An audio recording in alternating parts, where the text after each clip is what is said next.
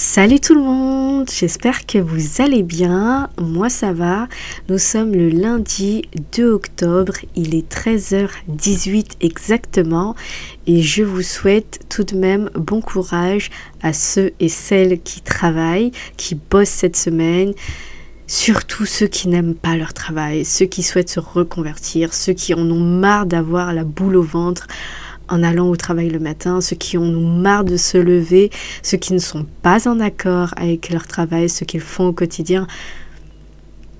Je vous envoie toute ma force, je vais quand même en garder un petit peu, mais bon courage, essayez de trouver des alternatives, ne restez pas là où vous vous sentez mal. Je fais quand même un clin d'œil à ceux qui sont en accord avec eux-mêmes, ceux qui ont su trouver le métier qui se rapprochent au mieux de leurs valeurs, ce qu'on ne peut pas toujours faire, mais tout est une question de choix et d'opportunité. Je dirais pas que ceux qui ne l'ont pas vu, les opportunités n'ont pas eu d'opportunité. Parfois, ils n'ont pas su voir l'opportunité. Donc je pense que tout le monde a des opportunités, mais comme chacun avance à son rythme, voilà, on ne peut pas en vouloir à ceux qui sont encore dans des situations où il y a encore un effort à faire, il y a encore des yeux à ouvrir, les œillères à enlever. Voilà, chacun avance à son rythme. C'est pas une course, donc chacun a son chemin. Mais quand vous n'aimez pas votre boulot, quand vous n'aimez pas ce que vous faites, mettez toute votre énergie pour trouver autre chose. Qu'est-ce qui vous plaît? Qu'est-ce qui est en accord avec vous? Essayez, testez. Il y a forcément un moyen, il y a toujours une solution. Et peut-être que ceux qui ne voient pas la solution, c'est tout simplement que pour l'instant, ils ne la voient pas. C'est pas qu'il n'y en a pas. Donc, continuez d'y croire. Il y a toujours une possibilité, il y a toujours quelque chose à faire. N'en doutez jamais. Pour commencer ce podcast, on va applaudir Bob Marley de là où il se trouve pour avoir été inspiré de l'énergie créatrice, pour avoir inventé cette phrase. Je pense qu'elle était quelque part au fond de lui. Je pense que l'énergie en fait l'a inspiré. Je pense aussi que s'il a été inspiré pour dire cette phrase, c'est qu'il avait une lumière en lui. Voilà. Parce que tout le monde n'est pas inspiré. Hélas. Il faut le vouloir et je pense que c'est un travail. Il faut amplifier la lumière en soi pour pouvoir être inspiré. Après qu'on y croit ou qu'on n'y croit pas, on s'en fout. Mais certaines personnes produisent de bonnes œuvres, disent des choses de qualité, avec une grande sagesse. Et pour moi, ça, c'est de l'inspiration. Et elle est tirée de l'intérieur de nous. Et ça, c'est fort. Donc, il y a ceux qui savent l'exploiter et d'autres qui ne savent pas. Exploiter, c'est pas le terme que j'aurais dit, mais il y a ceux qui savent l'utiliser. Voilà, il y a ceux qui savent puiser en eux, amplifier l'énergie pour le faire sortir à l'extérieur d'eux. Et ça, c'est fort. Voilà. Mais tout le monde en est capable, mais tout le monde ne sait pas le faire. Donc, j'applaudis grandement Bob Marley. Merci à Bob Marley. Car cette citation, elle est indescriptible. Elle est merveilleuse. Donc, il a écrit « La plus belle courbe sur le corps d'une femme est son sourire. La plus belle courbe sur le corps d'une femme est son sourire. » Et ça, c'est fort. Et ça, c'est magnifique. Donc, je la connaissais pas. Et je l'ai justement en cherchant une citation par rapport au sujet du podcast d'aujourd'hui, je suis tombée sur celle-ci et Et franchement, elle va rester gravée en moi, celle-ci. Donc merci à Bob Marley, peu importe où est-ce qu'il se trouve dans ce monde ou dans l'au-delà.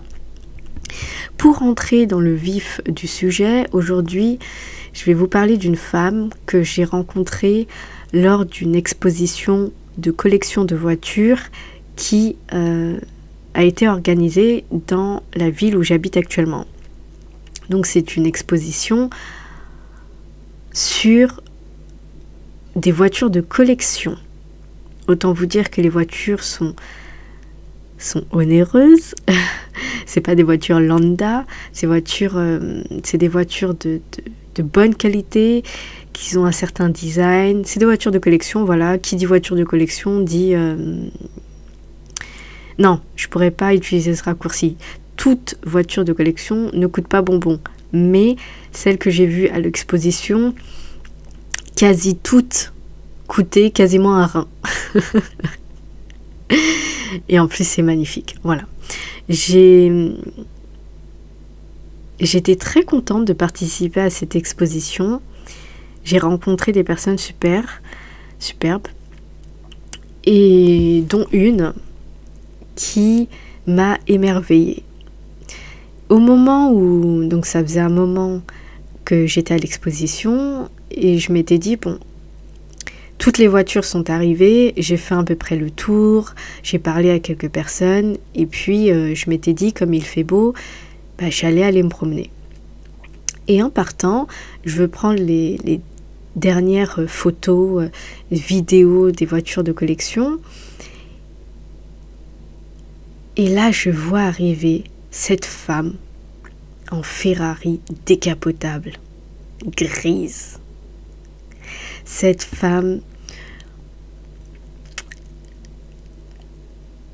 comment vous dire ça? Elle arrive avec tellement de classe. J'ai été subjuguée. Je vais pas vous cacher que cette femme avait la carnation, on a la même carnation, d'accord, de peau. Et c'était la seule à avoir de la mélanine. Parmi toutes les personnes qui ont ramené leur propre voiture de collection lors de cette exposition, ça a été la seule dotée de mélanine. Je ne parle pas ici, je vais pas aller dans la couleur de peau, si c'est bien, si c'est mal, on s'en fout. De ce que je vous dis actuellement et tout ce qu'il faut retenir, c'est que j'ai été contente de voir une femme ayant de la mélanine, de l'or noir, arriver en Ferrari, voiture magnifique à cette exposition. Mon corps a été ravi, a été émoustillé. J'ai eu une joie tellement intense en la voyant arriver dans cette voiture. Alors vous allez me dire pourquoi? Pourquoi? Parce qu'elle a la même couleur de peau que toi? Pourquoi? Parce qu'elle a de la mélanine? Pourquoi? Parce que... Oui, parce que on n'en voit pas souvent. C'est un fait, on ne voit pas souvent des femmes noires au volant de ces belles voitures. Ça ne veut pas dire que ça n'existe pas, mais je dis que dans notre réalité à chacun, on n'en voit pas à tous les coins. Il y a aussi ce sentiment d'appartenance. Il y a aussi le fait qu'en la voyant, on se dit « Waouh, effectivement, il y a quelqu'un comme nous au volant de cette voiture de collection qui coûte une fortune. » Donc c'est possible. Alors je savais déjà que tout était possible, mais alors là, quand ça se manifeste comme ça, j'ai été subjuguée. Alors vous allez me dire, mais pourquoi c'est qu'une voiture de Ferrari? Ça coûte une blinde les amis, ce n'est pas accessible à tout le monde. Et de voir cette femme au volant de cette voiture, mais quelle joie j'ai eue! Je peux pas vous dire à quel point. J'étais à côté d'une dame qui m'a demandé de la prendre en photo, une dame assez âgée. En fait, elle n'est pas si âgée, mais la maladie, etc. a fait qu'elle était très âgée. Et donc, j'étais en train de filmer et prendre des photos. Donc elle me demande, elle me demande de la prendre en photo. Je lui dis que je finis ma vidéo et je vais la prendre en photo. Et je me suis arrêtée pour regarder cette femme débarquer à l'exposition. Et là, j'ai regardé cette femme et je lui ai dit, mais je suis hyper contente d'avoir assisté à son arrivée lors de l'exposition. Pour moi, c'est un honneur de l'avoir vue débarquer comme une sirène au volant de cette voiture. J'ai été remplie de gratitude. J'ai senti qu'à ce moment-là, tout était capable. Tout était possible. Rien n'est impossible. Et donc, je me lie d'amitié avec cette dame qui me demande de la prendre en photo. Elle avait une béquille, un sac. Bon, allez, je l'accompagne, ça me fait plaisir. Finalement, plutôt que d'aller me promener, je refais un tour pour regarder les voitures que j'avais déjà vues. Mais bon, pour l'accompagner, pour l'aider, j'ai porté son sac, etc.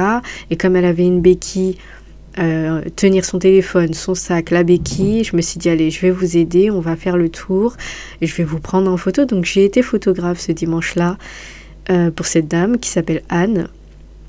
Et c'était un plaisir, on a parlé. Et puis j'ai été surtout contente parce que en refaisant un tour avec Anne, j'ai pu avoir l'honneur de discuter avec cette femme qui m'a remplie de joie. C'est celle en fait qui est arrivée en Ferrari. Et donc je l'interpelle. En fait, elle passe à côté de moi et je lui dis, moi j'ai rien à cacher, j'en ai rien à foutre si vous voulez. Et donc je lui dis, j'ai été émerveillée, j'ai été ravie de vous voir arriver au volant de cette voiture. J'ai été ravie, vous avez égayé mon dimanche. Et donc elle est toute contente que je lui dise ça. Elle a compris pourquoi je lui disais ça. On a parlé et quelle est ma surprise quand je vous dis que c'est une femme hyper accessible. Et ça, comment vous dire, non seulement ça m'a surprise qu'elle soit si simple. C'est une femme simple. Donc je discute avec elle, je sens une énergie super positive, un courant hyper bien qui passe entre nous. Je la sens humble. Donc on discute. Et effectivement, elle a cassé une croyance en moi que j'avais, et je pense qu'on a un peu toutes et tous, c'est qu'on pense qu'une personne qui a des biens matériels ou de l'argent, plus elle en a et moins elle est accessible. Accessible pour les gens un peu trop simples comme nous. Et bien depuis que j'ai rencontré cette femme, je n'ai plus cette croyance-là.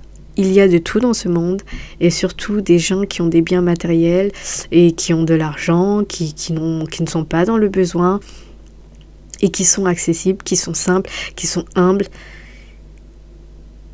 qui sont tout à fait capables de vous regarder sans vous prendre de haut. Et ça ne fait qu'amplifier la femme de valeur qu'est cette femme. Et donc je lui dis, donc je lui dis tout ça, elle est heureuse, elle est contente, mais je suis plus ravie qu'elle. Je suis vraiment plus contente qu'elle. Elle est contente parce que c'est des compliments, parce que c'est elle. Moi je suis contente parce que vraiment elle a égayé mon dimanche. Et donc on parle avec beaucoup de simplicité. Elle me dit que c'est son mari qui collectionne ses voitures. Elle est mariée. Hein, c'est son mari qui collectionne les voitures en fait c'est son dada si vous voulez à son mari qui collectionne des voitures de collection. Quelle n'est pas ma seconde surprise quand je constate qu'ils n'ont pas une seule voiture de collection. Ils sont venus avec 3-4 voitures de collection. C'était littéralement le couple qui avait le plus de voitures de collection. Ce n'était pas un concours, mais tout le monde est venu avec plus ou moins une seule voiture de collection, ce qui est déjà pas mal. Elle est venue avec 3-4 voitures de collection, dont elle qui en conduisait une, 2 amis ou je ne sais pas ses collègues ou autres qui sont venus avec une aussi, au volant d'une voiture, et son mari. Son mari, c'est celui qui a rapporté la voiture la plus récente. Il est venu en Maserati. La classe, n'est-ce pas? La classe à Dallas. Et je ne savais pas que c'était lui son mari quand elle m'a dit « Ah non, mon mari, il est venu avec la Maserati, etc. On a cette voiture, on a cette voiture. » J'ai dit « Mais vous... » Et je me suis sentie tellement bénie à croire que c'était moi qui avais les voitures.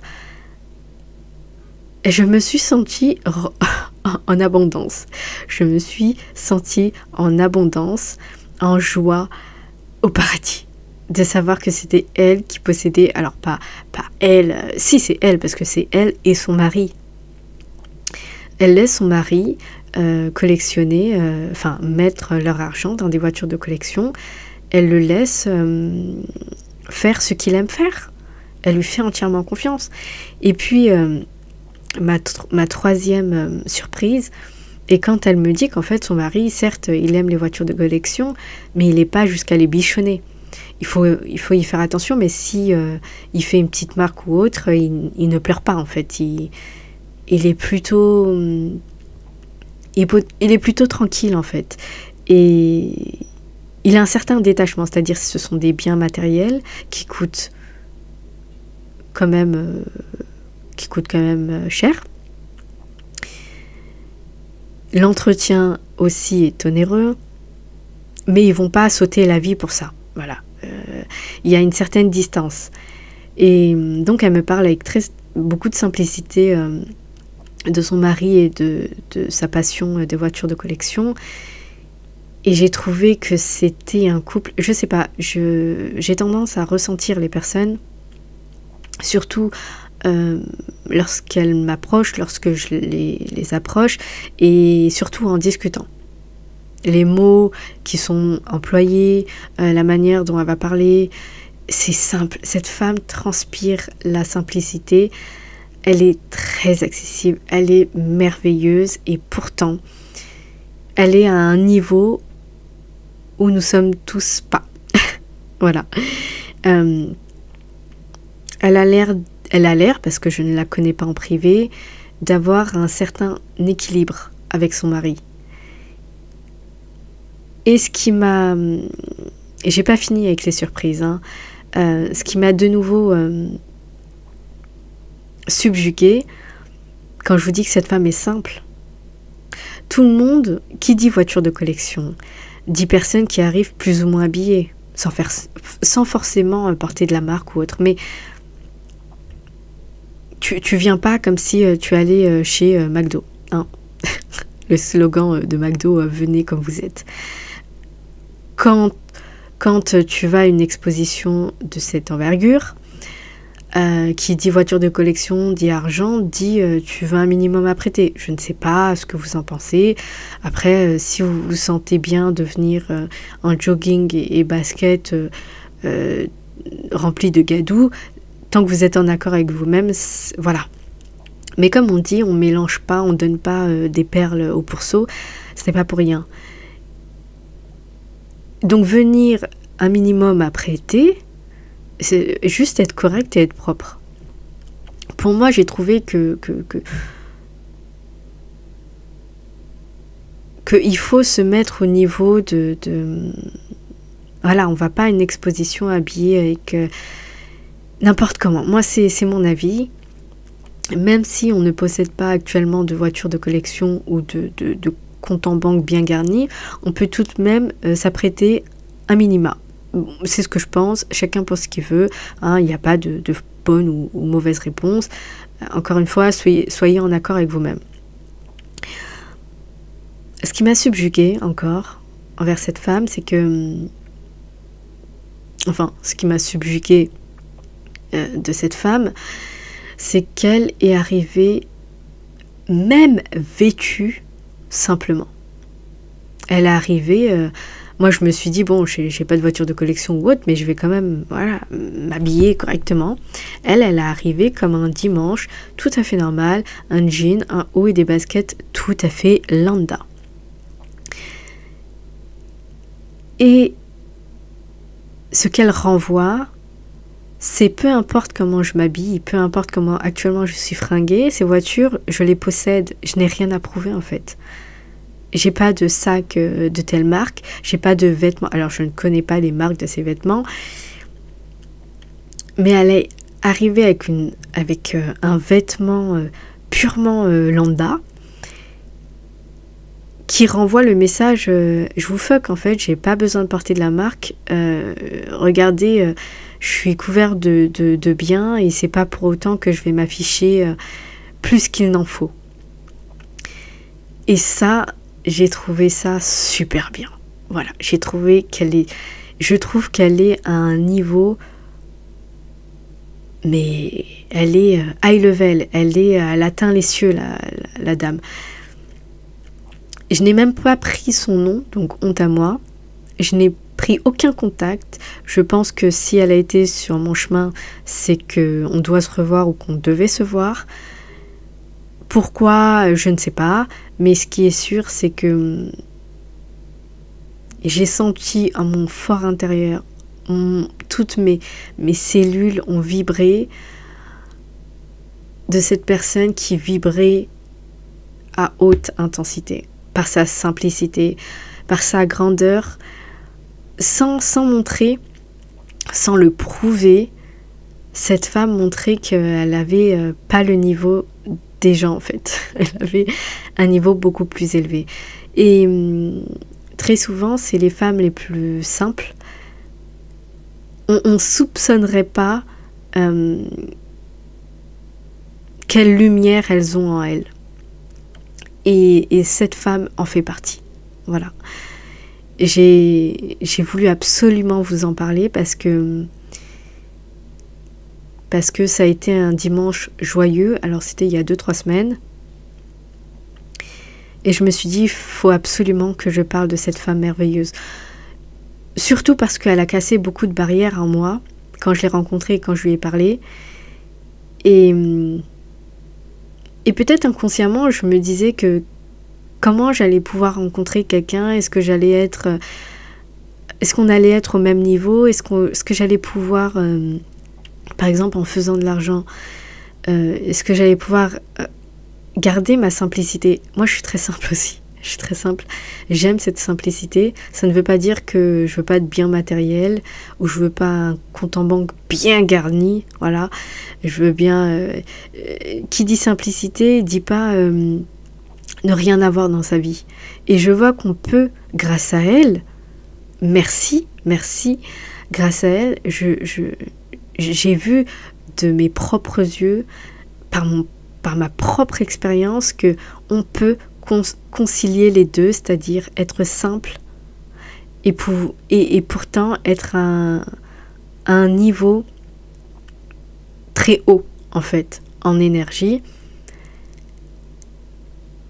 En fait, c'est pas incompatible. C'est ce que j'essaye de vous dire, c'est que c'est pas incompatible. Avoir des biens matériels, un compte bien garni, bien fourni, être en couple, avoir une certaine harmonie, équilibre en couple, ce n'est pas incompatible avec le fait de faire de l'argent. Et ça, c'est presque ce qu'il me fallait pour passer le niveau au-dessus.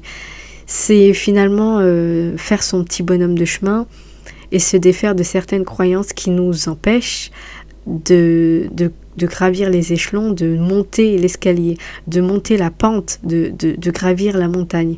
Parce qu'il y a du chemin, parce que très souvent, c'est des barrières qui nous empêchent de continuer d'avancer, parce qu'on a des poids accrochés à nos pieds, à nos mains, on a des poids, des chaînes, tout ce que vous voulez, qui sont lourdes, qui nous empêchent d'avancer. Et en fait, c'est une image pour vous dire qu'on a plein de croyances qui sont fausses, qui sont pas correctes. Et à cause de ça, on s'empêche d'aller au-delà de au-delà de là où nous sommes en fait, qui nous font stagner ou qui nous font avancer à pas de tortue. J'ai rien contre les tortues, en plus je les adore, à pas d'escargot même, je dirais. Donc je me suis sentie libérée de poids en la rencontrant, et ça c'est ce que j'appelle un cadeau de la vie. Donc profonde gratitude, c'est ce que j'appelle des cadeaux de la vie, de se délivrer de poids qui nous empêche d'évoluer et d'arriver là où on veut être. Par exemple, je veux monter mon émission de radio, je voudrais continuer le plus longtemps possible mes podcasts. Ça demande de se défaire de beaucoup de choses, de beaucoup de pensées limitantes, parce que parfois on a peur de la réussite. Moi c'est un peu mon cas, je sais pas pourquoi. Je me dis, est-ce que je vais pouvoir rester au sein de ma famille si je réussis? Est-ce que je vais pouvoir être en accord avec eux? Est-ce que je vais pouvoir... Ma famille, ça reste ma famille et c'est important pour moi de la garder. Est-ce que je vais pouvoir... Alors les amis, c'est autre chose, parce que les amis, je considère que ça vient, ça part. Je veux quand même garder mes amis, mais voilà, si ça part, c'est que, comme je vous avais dit dans le précédent podcast, c'est comme ça, c'est la vie. Et c'est pas parce qu'un ami décide de prendre son chemin, qui est différent du vôtre, du mien, que forcément on va se retrouver sans amis. C'est pas forcément le cas. Ça veut juste dire qu'on va retrouver d'autres personnes qui fera eux également un petit bout de chemin avec nous et peut-être partira de leur côté. C'est tout, c'est le chemin de la vie. Mais quand la vie nous dit... Alors, je vais vous donner un exemple simple. On peut répéter ou écouter des affirmations pour, soi-disant, nous libérer de certaines croyances ou augmenter notre confiance en nous, notre estime de nous-mêmes, etc. Nous booster, voilà, montrer qu'on est capable, c'est un espèce de boost. Et c'est pas parce qu'on écoute, c'est pas parce qu'on le répète que ça s'imprime forcément en nous. Des fois, on a besoin de vivre une expérience, et c'est par cette expérience que cette croyance va se défaire de nous. Des fois, on a besoin de le vivre, de le ressentir. C'est comme si c'est la clé qui ouvre cette porte. Et beaucoup d'expériences est en fait une porte qu'on doit ouvrir. Des fois, ça suffit d'écouter plus de 21 jours pour une habitude, mais c'est plus compliqué de l'intégrer dans son subconscient quand c'est... En fait, c'est plus compliqué de l'intégrer dans son subconscient quand on n'a pas ressenti par l'émotion cette chose. Comment je peux vous le dire autrement? La clé, c'est en fait l'émotion. La clé suprême, si je pourrais dire ainsi, pour nous apporter des choses dans notre vie, pour nous faire comprendre, pour nous faire intégrer, pour nous faire reprogrammer notre subconscient, pour nous faire intégrer certaines choses plutôt que d'autres, pour nous défaire de certaines croyances et en intégrer d'autres, ça passe par l'émotion. Pas que par la compréhension. Pourquoi? Parce que ce n'est pas que le cerveau qui travaille, c'est nos émotions.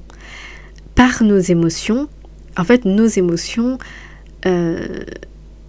sont un outil pour graver au fer rouge notre corps intérieurement.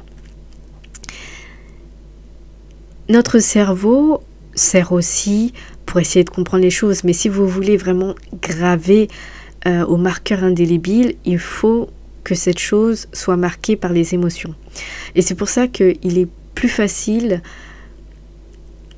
d'intégrer une croyance quand vous êtes triste ou à contrario quand vous êtes hyper heureux. parce que ça passe par l'émotion. En fait, c'est comme si l'émotion connectait certaines parties de notre corps. C'est comme si l'émotion faisait vibrer l'énergie en nous. C'est en ressentant, c'est pas en croyant seulement. La croyance fonctionne avec l'émotion. Si vous voulez croire en quelque chose, il faut trouver une manière de le ressentir. Et pour cela, par exemple, moi j'utilise une technique, s'il faut que je le ressente, quand vous dites « je crois que je suis par exemple dans l'abondance », il faut le ressentir que vous êtes dans l'abondance. Comment, demandez-vous comment ressentir que vous êtes en abondance. Et bien en fait, c'est très simple. J'allais dire c'est pas si simple, mais en fait c'est le contraire que je voulais dire, c'est très simple. Parce que si on comprend que c'est par l'émotion, essayez de vivre un moment. Et c'est pour ça que ça fonctionne aussi de pair avec la gratitude. Essayez de trouver un moment où vous vous sentez vraiment, vous sentez que votre corps vibre plus intensément. Comment le dire de manière plus simple? Je vais vous prendre un exemple. Moi, je suis quelqu'un qui aime la chaleur. La chaleur du soleil, quand ça réchauffe ma peau, je me sens d'une extrême... Je sens un extrême bonheur. Je sens que je suis chanceuse, que je suis bien, que je suis en abondance. En abondance de quoi? De chaleur. Je le sens sur ma peau que le soleil me fait du bien. Et comment ça se manifeste? Par la chaleur. Les rayons du soleil qui vont aller sur ma peau vont faire ressentir de la chaleur et je vais être pleinement épanouie. Et en fait, je vais instrumentaliser cet instant en disant à voix haute que je suis en abondance. Je ressens la chaleur sur mon corps, ça me fait du bien. Je l'utilise à cet instant où je vibre de tout mon corps en matérialisant, en envoyant cette vibration, je suis dans l'abondance, je suis dans la joie, je suis dans l'amour, je suis dans la paix, j'ai la prospérité. Parce qu'en fait, c'est des moments ponctuels où on ressent quelque chose de fort en nous. Là, c'est que je ne parle que de la chaleur du soleil. Vous pouvez l'utiliser pour tout. J'ai continué d'utiliser ce raisonnement. Par exemple, quand je mange, j'ai très faim, je mange quelque chose de très bon, je dis merci avant de manger, avant de boire, ça c'est un fait, je dis merci parce que je pars du principe que c'est pas acquis tout le temps, qu'on nous le donne et que il faut remercier. Ça c'est une chose. Mais quand je mange quelque chose que j'ai préparé qui est très bon, je me sens bien. Je sens mes papilles gustatives qui sont en action. Tout mon corps en mangeant est bien. Et bien, utilisez ce moment ponctuel pour dire à voix haute: je suis en abondance. Je suis dans la joie. Parce que c'est le cas, parce que vous le ressentez, parce que vous mangez quelque chose qui vous plaît, vous ressentez, et c'est matérialisé en cette action de manger. Donc il y a bien des émotions qui sont ressenties dans votre corps de par cette action de manger. Donc dites à haute voix: je suis en abondance. Utilisez ce mot: je suis en abondance. Je suis en paix, en joie. Je suis joyeuse. Je suis en amour. Je suis en phase. Je suis en connexion avec l'énergie. C'est une de mes méthodes. Quand j'ai compris que si vous voulez manifester dans votre vie, il faut connecter les émotions, je peux vous dire que ça a été une vraie révélation. Et donc à chaque fois que je passe un agréable moment, que ce soit dans la balade, c'est des choses simples. Mais si vous ressentez une émotion, utilisez cette émotion pour manifester l'abondance, pour manifester l'amour et la joie, et pour manifester tout ce que vous voulez. parce que ça fonctionne, c'est par l'émotion que vous changez votre intérieur, que vous amplifiez votre énergie. Et je voulais rajouter aussi cette chose, c'est que la tristesse est addictive. Moi, j'ai une amie qui est très souvent... moi, je suis sortie de cette période où je contrôle un peu plus, si vous voulez, mes émotions par rapport au fait que je me rationalise, que je me parle et j'essaye d'être en conscience. Quand j'ai une pensée qui me met dans un bad mood, je me pose la question et j'essaye de voir toutes les petites choses pour bifurquer mes pensées vers autre chose, de potentiellement plus élevé en énergie. Donc, de ce que je vous disais, c'est que j'ai une amie qui, pareil, a des phases de bad mood, etc., qui durent pas tout le temps, plus ou moins, qui passent, etc., comme tout le monde. Et justement, j'ai été contente parce que hier, en rentrant, parce que hier j'étais chez ma famille, en rentrant au téléphone, elle me disait qu'elle avait cette période de bad mood et qu'elle s'est rationalisée, elle a objectivé, elle a pris conscience de ses pensées et elle a pris les taureaux par les cornes pour basculer ce bad mood en autre chose. Parce qu'elle a conscientisé ce qu'elle pensait. Elle cherche un appartement, elle se dit « Oh, c'est difficile d'avoir un appartement », qu'elle trouve pas un appartement. Après, elle se dit « Bon, il reste 1 an, elle a le temps, elle est en train de chercher, chacun va à son rythme. » Après, elle se dit « Ah, j'ai pas de copains, etc. » En fait, c'est toujours les mêmes. Les femmes, on est un peu préoccupées par les mêmes choses. Et ça, il faut qu'on prenne les devants par rapport à ça. On est en train de chercher un appartement, on n'a pas de copains, on n'a pas encore d'enfants, etc. On a la trentaine. Elle m'explique que dans son travail, des plus jeunes qu'elle parlent du mariage. Il lui pose la question pourquoi elle n'est pas encore mariée. Elle se remet en question, ça la met en bad mood, etc., etc. Elle se pose la question pourquoi à son âge, elle a même pas 30 ans, elle a 29 ans, pourquoi elle n'a pas encore toutes ces choses. Et là, elle prend conscience que bon, chacun va à son rythme. Mais c'est vrai que ça peut être dur de se raisonner soi-même.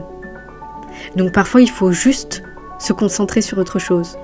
Regarder un film, écouter une musique avec un rythme qui met votre corps en action. Vous avez envie de danser, hein, d'accord? Dancing. Faites quelque chose qui vous fait penser à autre chose.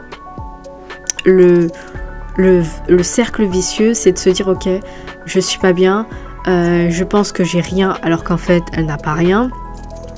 C'est de se dire bon, je vais écouter une musique, un slow ou un truc assez romantique où la fille elle crie toute sa déception. En fait, c'est ça le piège. Mais bon, j'ai bugué. J'ai été ravie de vous faire cette vidéo et je vous souhaite une excellente journée. Et à demain. Gros bisous.